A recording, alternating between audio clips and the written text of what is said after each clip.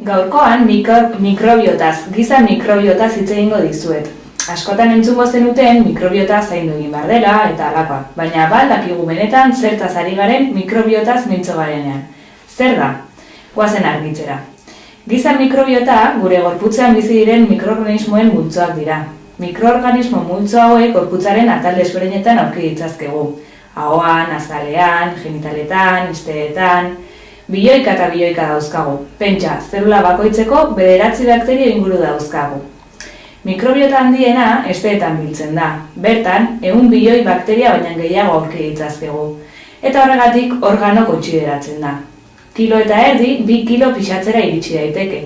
Eta gibelarekin batera, gorputzeko organorik handiena da. Horrez gain, pertsona bakoitzak duen esteetako mikrobiota desberdina da. Esan daiteke, gure identifikazio txartela dela. Izan ere, mikrobiotaren bi herenak desberdinak izango dira pertsona bakoitzean. Gurekin bizi diren bakterio hauek beharrezkoak ditugu bizitzeko eta osasuntsu egoteko. Haiei esker, jaten ditugun nutrienteak asimilatu ditzazkegu, sistema immunologikoaren zati garrantzitsua dira, barrera efektua egiten dute, beharrezkoak ez ditugun sustantzia toksikoak eta hondakinak desegiten dituzte, eta neurotransmisore askoren sintesian laguntzen dute, hala nola, serotoninaren eta dopaminaren sintesian. Ezin dugu ahaztu, serotonina zoriontasunaren eta ongizateraren hormona dela, eta hain zuzen ere, serotoninaren 85% esteetan produzitzen da.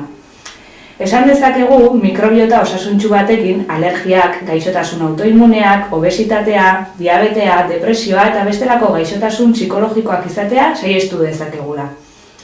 Baina noiztik, ze momentutan hasten gara garatzen esteetako mikrobiota hau?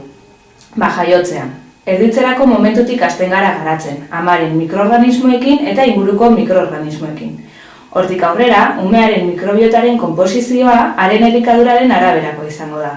Horrela, umeak bularra hartuz gero, haren mikrobiota bifidobakterioek menperatuko dute, eta aldiz, formulako esne hartuz gero, proteobakterioek.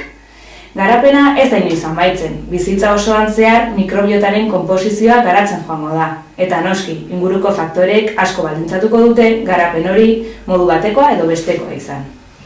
Adibidez, gure elikaduraren arabera entzima batzuk edo besteak garatzen ditugu. Horrela, japoniarrek alak digeritu ditzazkete haien mikrobiotak uretako bakterioetatikan lortutako entzimak dituelako. Egia da, mikrobiota elikadura desberdinetara egoki daitekeela.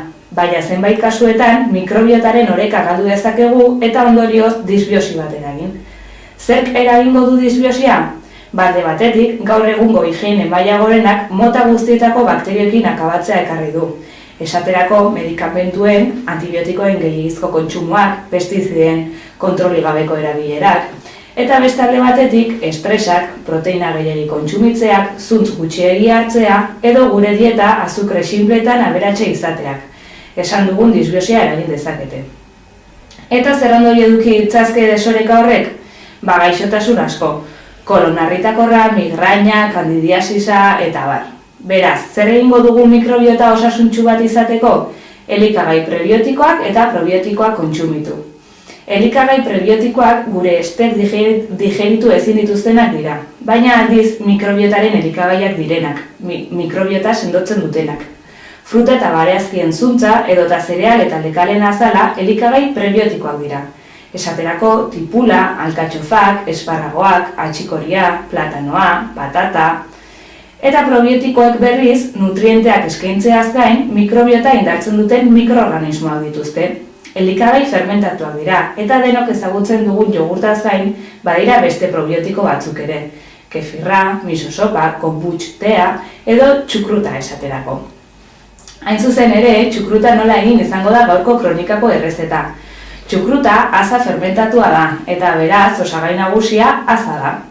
Horrez gain, gaur sagarra eta azenario erabiliko ditugu, baina soilik aza duen txukruta egin daiteke. Aza mota ere gustuen araberako izango da, berdea, morea, nahi duzuena. Proportzioak dira garrantzitsuena. Kilo bat azako 25 gramo itsasoko gatz beharko ditugu. Baita 40 gramo azenario eta 80 sagar ere. Baina esan bezala azken hauek aukeran. Eta noski, mota guztietako espeziak ere gehitu ditzaizkegu. Beharko dugun tresneria berriz, bola handi bat eta kristalezko ontzi handi xamar bat dira. Hasteko, aza fin moztuko dugu, eta gatzarekin batera bolean ondo zapalduko dugu eskuekin. Gainontzeko azenario eta sagarra ere fin moztuta nasketara gehituko ditugu. Ondoren, pixkanaka kristalezko ontzian nasketa sartzen joango gara, beti ondo prentxatuz. Nasketa bukatzen zaigunean, azaren kanpoko ostoekin tapatu egingo dugu. Ostoak aza txikituaren gainean jarriko ditugu, izkinak ere ondo bilduz, eta haren gainean pixua duen zehozer jarriko dugu. Ontzia oso handiaz bada, ura askatzen joango da, horregatik plater bat jarri diezaiokegu azpian. Bukatzeko, zapi batekin estaliko dugu eta 2 hilabetez edo utziko dugu. Denborari pasata frigorifikoan mantendu dezakegu.